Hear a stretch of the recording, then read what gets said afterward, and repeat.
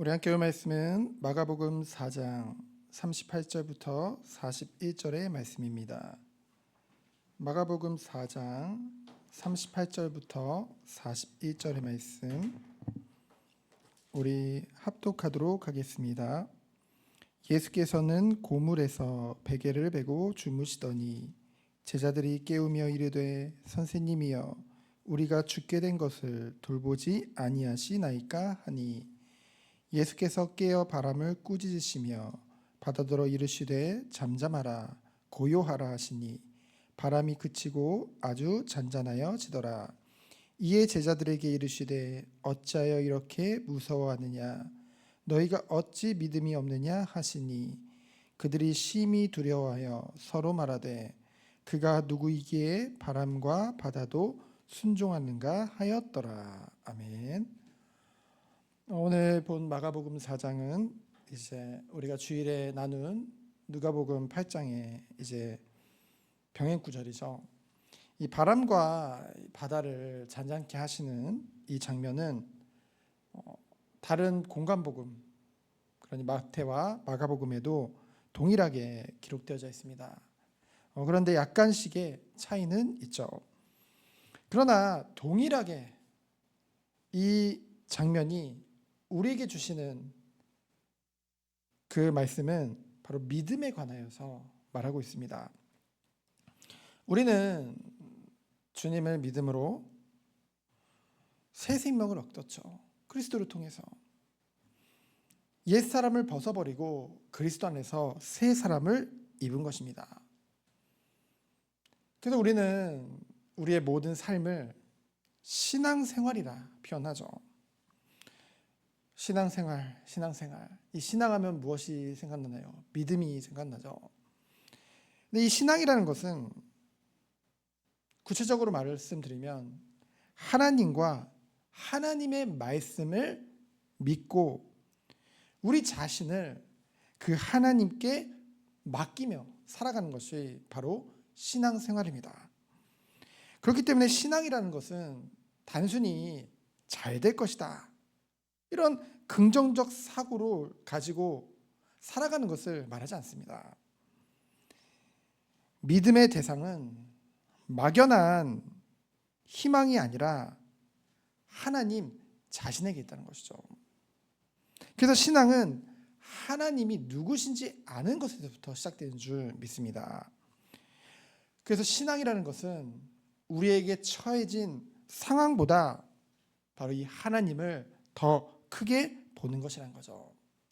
오늘 본문의 제자들을 보면은 예수님의 말씀을 따라서 이제 배를 타고 이동하게 되어집니다.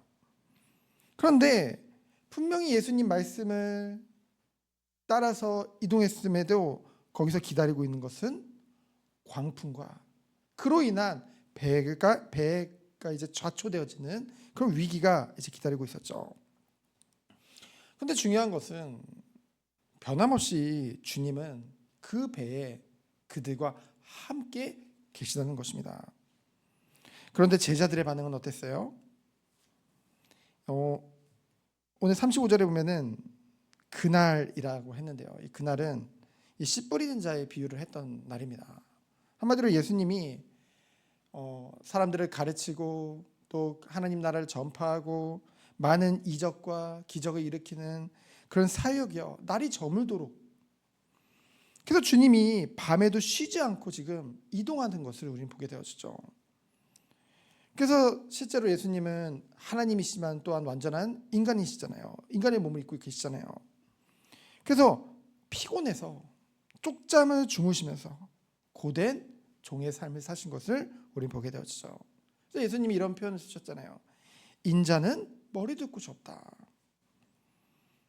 예수님은 공생의 기간 동안 특별한 거처를 마련하지 않으셨습니다. 우리는 보통 안정을 추구하잖아요. 그 안정의 핵심이 바로 거처잖아요. 근데 주님은 거처도 없이 이 하나님 나라를 전파하는 것에만 전념했다는 것을 우리는 보게 되었죠. 그래서 피곤해서 고물은 어디를 말하죠? 배의 말미, 배의 꼬리 부분에서 이제 베개를 베고 이제 주무시는 것을 우리는 보게 되어집니다. 그때 제자들이 이제 38절을 보면은 우리가 주일날도 살펴봤지만 누가복음에도 보면은 주여 주여 그러면서 우리가 죽게 되었나이다 그러면서 도움을 구하는, 뭔가 요청하는, 그런 정중히 요청하는 그런 뉘앙스로 기록이 되어졌고, 마태복음에도 보면은 간구하는 모습을 우리는 보게 되거든요. 근데 오늘 마가복음에는 어쩌면 이 마가복음이 좀 더 사실적으로 기록되어지지 않았나라는 생각을 해봅니다. 예수님께 따지듯이 묻거든요. 아주 격앙되고 흥분해서 따뜻한 뉘앙스로 뭐라고 해요? 선생이여, 우리가 죽게 된 것을 돌보지 아니하시나이까. 지금 예수님께 이제 따지는 것을 우리는 보게 되어지죠. 게다가 다른 병행 구절에서는 예수님을 주여라고 불렀는데 여기서는 선생님으로 예수님을 호칭하는 것을 우리는 보게 되어집니다. 이미 앞서 주님을 통해 주님의 신적 권능을 여러 번 제자들이 목격했음에도 불구하고 예수님은 여전히 인간적인 스승으로만 의지하고 있는 것을 우리는 보게 되시죠.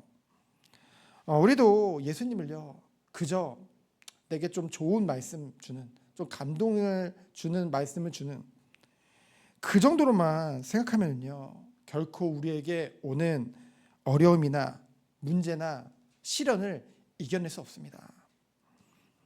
우리는 우리 주님, 곧 예수님이, 이 하나님이 어떠한 분이신지를 알아야 된다는 것이죠. 그때 예수님께서 깨어나셔서 이제 바람을 꾸짖으시고 그리고 바다를 잔잔케 하십니다.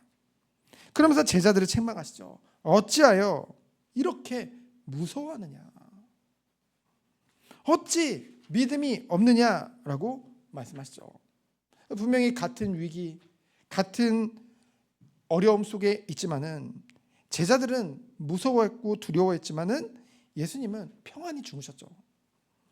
그 차이가 어디서부터 올까요? 바로 하나님을 얼마큼 의지하고 있느냐, 신뢰하고 있느냐. 우리도요 살다 보면은 누구든지 어려움이나 문제라는 것은 오게 되어져 있습니다. 그때 우리는 문제 해결을 보통 구하죠. 왜냐하면 문제라는 것은 힘들기 때문에 문제인 거거든요.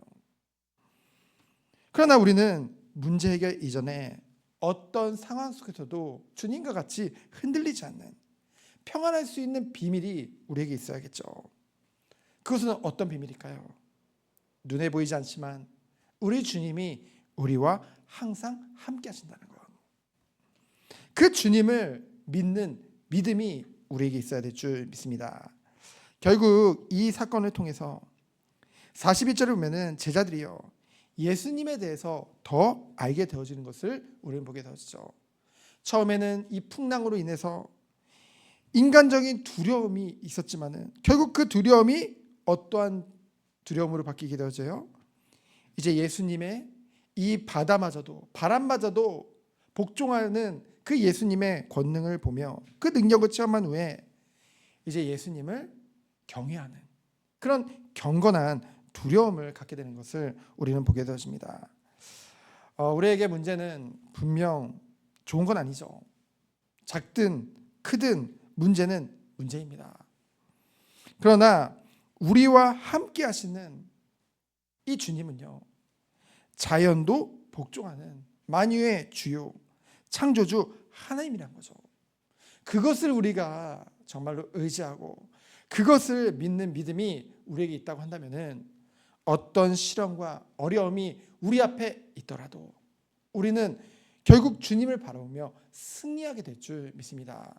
그래서 우리 주님을 우리의 인간적인 선생님, 우리에게 그저 좋은 얘기해주고 뭔가 감동을 주는 그 정도로 이해하는 것이 아니라 모든 만물을 주관하시고 창조하시고 모든 것이 복종할 수밖에 없는 그 주님, 그 주님이 우리의 주님이요 그 하나님이 우리의 아버지 되심을 믿고 어떠한 상황 속에서 승리하는 우리 모든 성도님들 되어지기를 예수 그리스도 이름으로 축원드립니다. 신기도합니다. 주님 감사합니다. 오늘도 우리와 함께 하시는 주님이 누구신지 알고 기도하며 주님을 바라보며 승리한 하루 되도록 주께서 축복하여 주옵소서. 살아계신 예수 그리스도의 이름으로 기도합니다. 아멘.